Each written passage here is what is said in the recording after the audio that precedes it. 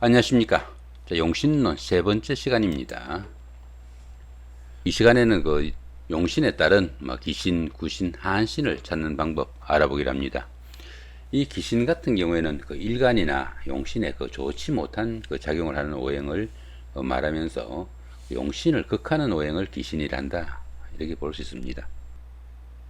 자, 그 다음에 구신 같은 경우에는 귀신을 도와주거나 아니면 희신을 극하는 오행을 구신이라 하고, 이 한신 같은 경우에는 길신인 용신이나 희신에 포함되지 않고 또 흉신인 기신이나 구신에 포함되지 않는 그런 오행을 한신이라 한다 볼 수 있습니다. 다시 말해가지고 용신, 희신, 구신, 기신에 포함되지 않는 그런 오행을 한신이라 하는데, 통상 신강사주에서는 길신 반열에 포함되고요, 신약사주에서는 흉신 반열에 포함된다, 이렇게 보시면 될 것 같습니다. 자, 예제 한번 살펴보기로 하죠. 자, 먼저 신강사주부터 하나 한번 살펴보기로 합니다. 여기는 현재 신강사주입니다. 그죠? 자, 기토일간인데, 그죠? 이렇게 명주가 딱 나오면은 제일 먼저 뭐부터 찾아야 된다고 그랬습니까? 신강신약을 따지기 위해서 일간의 세력이 어떤 건지를 살펴봐야 된다고 그랬죠. 그죠? 자, 현재 기토일간입니다. 그죠? 기토일간의 세력은 뭡니까? 자기 자신하고 같은 이런 토행이거나 아니면은 자신을 화생토로 이렇게 생조하는 이렇게 인성이 자신의 세력이다, 이렇게 볼 수 있습니다. 자기 자신을 제외하고도 어떻습니까? 토오행이 이렇게 세 개가 되고, 그죠? 이렇게 세 개가 되고, 화오행이 이렇게 하나가 포함이 되니까 인성이죠, 그죠? 자, 비급인 토오행이 세 개가 되고, 또 인성인 화오행이 이렇게 하나가 되니까 월지 일지를 포함해서 이렇게 네 개가 일간을 도우는 그런 세력이다 보니까, 이 경우에는 신강사주다, 이렇게 보시면 될 것 같습니다. 자, 신강사주에서 용신은 뭐라고 했습니까? 신강사주에서 용신은 식상, 재성, 관성이 용신 후보라고 그랬죠. 그죠? 식상은 토생금으로 일간이 생조하는 금오행이고, 재성은 토극수로 극하는 수오행이 되겠습니다. 일간을 극해오는 목극토죠. 그죠? 목오행, 요게 관성이죠. 그죠? 요런 부분이 요 세 가지 식상, 재성, 관성이 용신 후보에 속한다, 이렇게 볼 수 있습니다. 이런 오행들이 원국에 존재하는지 살펴봐야 되겠죠. 식상인 금오행은 여기 있네요. 그죠? 여기 식상 금오행이 있고, 재성인 수오행은 여기 있습니다. 그죠? 여기 있고, 여기도 재성이 있네요. 그죠? 이렇게 있고, 관성인 목오행은 원국에 없죠. 그죠? 자, 원국에 목오행은 현재는 없네요. 그죠? 자, 그럼 목오행은 일단 제외하고요. 식상인 금오행하고 재성인 수오행이 용신 후보가 되겠다, 이렇게 볼 수 있겠죠. 그죠? 식상인 금오행은 시지에 이렇게 위치하고요. 그 다음에 재성은 이렇게 시간에 이렇게 위치합니다. 이 부분은 연지에 있으니까 거리가 너무 머니까 이 부분에 해당 사항이 없겠습니다. 이 두 가지 중에서 비교하면 되겠죠. 그죠? 그런데 어떻습니까? 요거는 이렇게 사선으로 이렇게 되니까 한 다리 건너서 영향을 끼치는 거라고 그랬죠. 그죠? 그러다 보니까 자연이 이 부분이 시간에서 이렇게 직접 일간한테 영향을 주니까 이 부분이 용신이 될 수 있겠고, 또 이 임수 같은 경우는 어떻습니까? 토생금으로 요 지지에 뿌리까지 두고 있으니까 상당히 좋은 그런 용신이 되겠다. 당연히 재성인 수오행이 용신이 되겠다, 이렇게 볼 수 있겠죠. 그죠? 요게 용신입니다.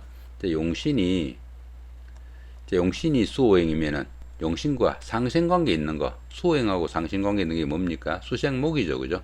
수생목, 그 다음에 금생수로 이렇게 수오행을 생조하는 거, 자신이 이렇게 생조하는 목오행, 요 두 가지가 희신 후보단 이야기죠. 그죠? 희신 후보인데, 이 희신 후보에서 여기 금오행은 여기 이렇게 존재하죠. 그죠? 목오행은 원국에 없죠. 그죠? 그 다음에 또 한 가지는 어떻습니까?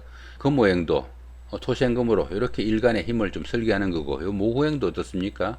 목극토로 이렇게 일간의 힘을 빼주는 거니까 둘 다 일간한테 좋은 영향을 끼치지만은, 이렇게 용신 옆에서 이렇게 받쳐주는 이 부분이 희신이 되겠다, 이렇게 볼 수 있습니다. 자, 그럼 다시 한번 정리해 보기로 하죠. 자, 용신은 어떻습니까? 용신은 재성인 수오행이 해당되겠고요. 그 다음에 희신은 식상인 희신이죠. 그죠? 식상인 금오행 요거죠. 그죠? 요게 용신이고 요게 희신입니다. 그죠? 요렇게 생조해 주니까 요렇게 돼 있는데, 이제 기신을 찾아봐야죠. 그죠? 기신은 뭐라고 그랬습니까? 여기 기신을 보시면은 용신을 극하는 자, 그런 오행이라고 그랬죠. 그죠? 여기 용신. 자, 수를 극하는 거니 뭡니까? 자, 토극수죠. 그죠? 재성인 수를 극하는 거니까 토오행입니다. 그죠? 토극수로 이렇게 극하는 오행이 되겠고, 구신은 기신을 도우거나 희신을 극하는 오행. 희신을 극하는 오행이죠. 그죠? 희신을 극하는 거니까 희신이 금오행이니까 금오행을 극하는 거니까 화오행이죠. 그죠? 화극금. 이런 식으로 구하시면 되겠다. 여기 보시면 그렇게 나와 있죠. 그죠? 여기 보시면은 용신은 토오행이고요.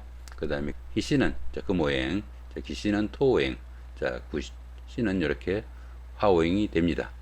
이렇게 나오고 나면 그 다음에 한신이 남죠. 그죠? 한신 같은 경우에는 여기에 포함되지 않는 거, 수, 금, 토, 화가 되지 않는 거.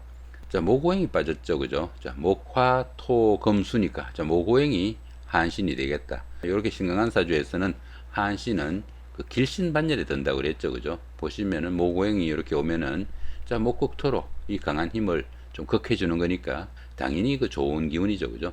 이렇게 신강한 사주에서는 그 한신이 길신반열에 들겠다 이렇게 볼 수 있습니다. 그러다 보니까 어떻습니까? 신강한 사주에서는 용신이 좋은 기운이고요. 그 다음 희신도 좋은 기운이죠. 거기도 한신까지 좋은 기운이죠. 좋은 기운이 세 개가 되고 좋지 않은 기운은 요 기신하고 구신하고 두 가지니까 신강한 사주가 그래서 조금 더 유리하겠다 뭐 이렇게 볼 수도 있겠습니다. 자, 그 다음에 다른 명조 하나 더 찾아보기로 하죠.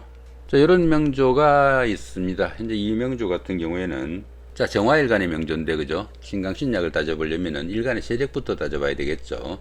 자, 인성이 이렇게 생조해 주겠고요. 또 자기 자신하고 같은 화오행이 이렇게 도움을 주겠죠. 결국은 어떻습니까? 일지하고 연간이 일간의 세력이고, 월지를 포함해서 나머지 5개가 자신의 힘을 좀 빼는 자, 그런 기운이니까, 자, 이 부분은 신약한 명조다.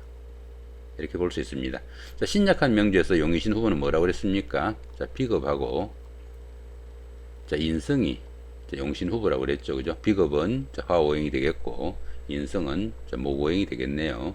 요 두 가지가 용신 후보인데, 그죠? 그 다음에는 거리를 따져보라고 그랬죠. 그죠?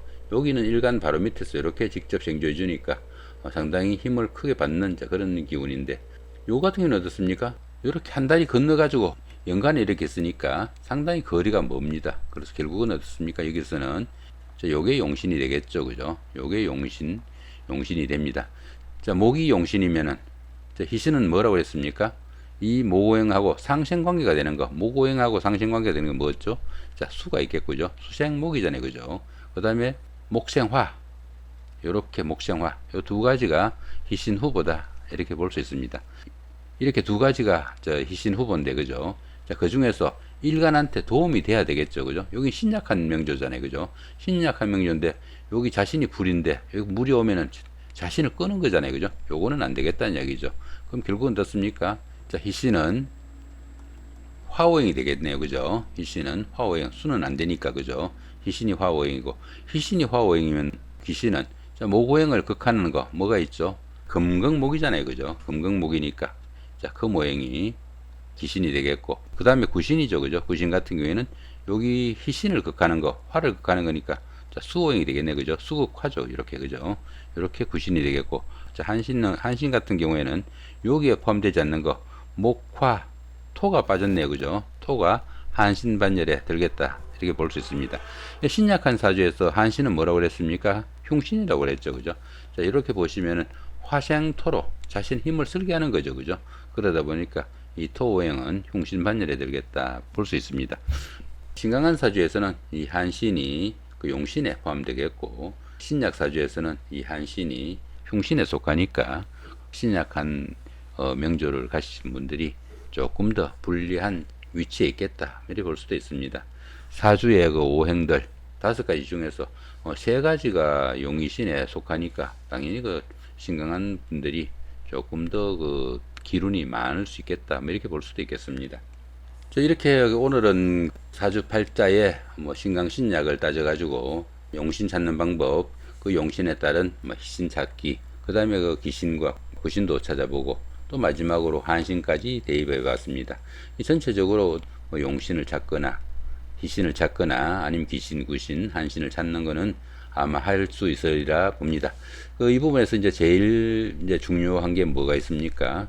과연 어떻게 신강신약을 어떻게 따질 거냐가 가장 중요하겠죠, 그죠? 자, 신강신약만 따진다면은 어느 분이라도 이제 이 정도 공부가 되셨으면은 용신이나 희신, 그 다음에 귀신, 구신 같은 경우에는 누구라도 쉽게 그 구분하실 수 있으리라 봅니다. 다음 시간에는 신강신약을 따지는 그런 방법들을 찾아보기로 합니다. 고맙습니다.